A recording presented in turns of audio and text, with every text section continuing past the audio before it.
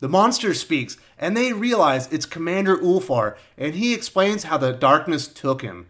He and his men later devoured those who didn't turn. Welcome back to Thinking Critical. This is Wes, and today I'm going to review Alterna Comics BLOOD REALM Shadowed Kingdom Part 1. This is the follow-up to writer-artist Robert Geronimo's fan-favorite miniseries from 2018. I enjoyed the original BLOOD REALM, but 5 pages into this issue, and I could see the sequel is even better. The original story felt like it was finished, and Geronimo was smart not to create a straight sequel, but a new story in the same universe with a cool twist. BLOOD REALM is a unique book that doesn't conform to typical narratives or artwork in the industry.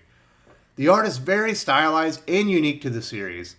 Series creator Robert Geronimo uses a contrast of white, red, and black that create an eerie atmosphere for the book. This beautiful establishing shot of the newly introduced Hollow Fortress is perfect for newsprint and is a statement to Robert's artistic talents. The fortress presents an imposing sight for the characters as well as the reader.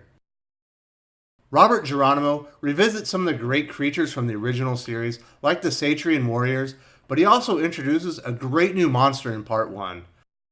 He has a talent for creating terrifying creatures, and his style fits the Tolkien-inspired setting to a T. I do have a small critique with his use of black on red. Sometimes he uses too much of the red color, and it has a tendency to drown out some of the outstanding detail he created in his line art. If you enjoyed the art in the original series, you'll be very happy with Shadowed Kingdom, as it stays true to form. I rate the art in BLOOD REALM Shadowed Kingdom Part 1 a 3.5 out of 5. While the terrific art remains steady, Robert has grown immensely from Series 1 to 2 with his characterization. In the first series, we are introduced to our narrator and protagonist on the final page of Issue 1. That was probably a mistake, and it's been rectified in Shadowed Kingdom. Robert introduces us to several of the warriors on this new quest, and our new narrator, Oleg, very early. He's a mage knight assigned to the Saytrian battalion. The Saytrian warriors believe mages are possessed by demons and don't trust them. We also learn the mages were scholars who ruled the world before being conquered by men. My personal favorite character in the book is Captain Greenwich. He leads from the front and gained his position with his military acumen and the skill of his blade. He's shown to be a fearless leader with a sense of honor, and it's very easy to root for him, despite the Saytrians being the villains in the first book. It's a cool narrative twist that separates it from the original miniseries. Robert also does a great job building an aura around the Hollow Fortress. Greenwich encounters one of his lieutenants who explains that a darkness from the bowels of the fortress called to him and eventually drove him and his soldiers mad. There's something evil in the fortress, and our band of warriors are sure to find out much more as the series progresses. Robert Geronimo elevates his characterization to the next level in Shadowed Kingdom Part 1. I rated a 4 out of 5. Geronimo has clearly put tremendous work into elevating his writing, and it's evident in the plot as well.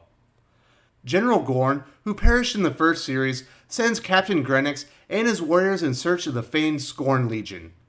They're the highest order of Saytrian warriors and were sent to sack the Hollow Fortress. The fleet is led by Commander Ulfar and destroy the human forces before going missing weeks later. They arrive to an empty fortress only to discover a pile of remains with a monster sitting atop feeding. The monster attacks Oleg before Captain Greenwich saves him, wounding the creature. The monster speaks, and they realize it's Commander Ulfar, and he explains how the darkness took him. He and his men later devoured those who didn't turn. Captain Greenwich puts his old friend out of his misery before the team moves on. They discover an enormous pit, and Oleg finds himself drawn to the chasm. The warriors wait anxiously before Captain Greenwich decides they will enter the pit. The pace of the book is very fast, and I'm really enjoying this story. Geronimo has done a perfect job creating a cliffhanger for Part 2. This has the makings of an even more satisfying story than its predecessor, and I rate the plot a 3.5 out of 5. BLOOD REALM is a truly unique series in an industry of books trying to blend in. Robert Geronimo's unique vision for the setting serve it well, and I will be very surprised if this doesn't sell even better than the original. Shadowed Kingdom number 1 is a terrific issue, and I rate it a 3.5 out of 5. I highly recommend this to any reader of fantasy fiction or comic book readers looking for a series that's willing to break from the norm and do something new.